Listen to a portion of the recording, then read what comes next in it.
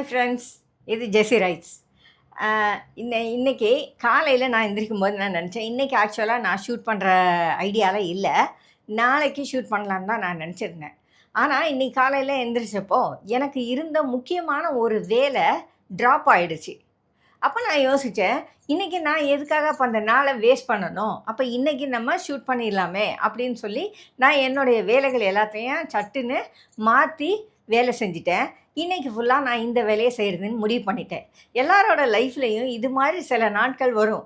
காலையில் நம்ம விடியும் போதே நம்ம என்ன நினைப்போம், இன்றைக்கி இந்த வேலை இருக்குது, அந்த வேலை இருக்குது, நிறைய வேலை இருக்குது, நான் எப்படி தான் முடிக்க போகிறனோ அப்படின்னு நினைப்போம். ஆனால் கடைசியில் பார்த்திங்கன்னா அன்றைக்கி கரண்ட் போயிருக்கோம், அல்லது நம்ம செய்கிற வேலைகளை நம்ம நினச்சா மாதிரி செய்ய முடியாமல் போகும். அன்றைக்கி நாள் முழுக்க அதிகம் ஸ்ட்ரெஸ் இல்லாமல், அதிக டென்ஷன் இல்லாமல் அந்த நாள் போயிருக்கோம். சில சமயம் காலையில் நம்ம எந்திரிக்கும் போதே என்ன இன்றைக்கி ஒன்றுமே கிடையாது, நாள் பூரா போர் அடிக்க போகுது, என்ன பண்ண போகிறதுன்னு தெரியல அப்படின்னு நம்ம நினச்சிக்கிட்டே எந்திரிப்போம்.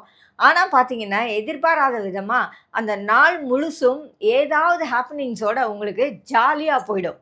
நம்மளே எதிர்பார்த்துருக்க மாட்டோம் இவ்வளோ விஷயங்கள் இன்றைக்கி நடக்கும்னு. அந்த மாதிரியும் இருக்கும்.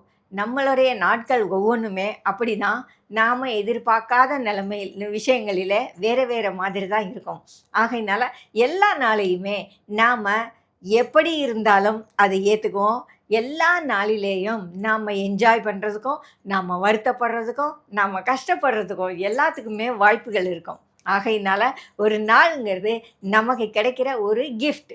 அதில் என்னென்ன இருந்தாலும் நாம் ஜாலியாக அல்லது வருத்தமாக அல்லது கஷ்டத்தோட அல்லது டென்ஷனோட அதுகளை ஏற்றுக்குவோம்.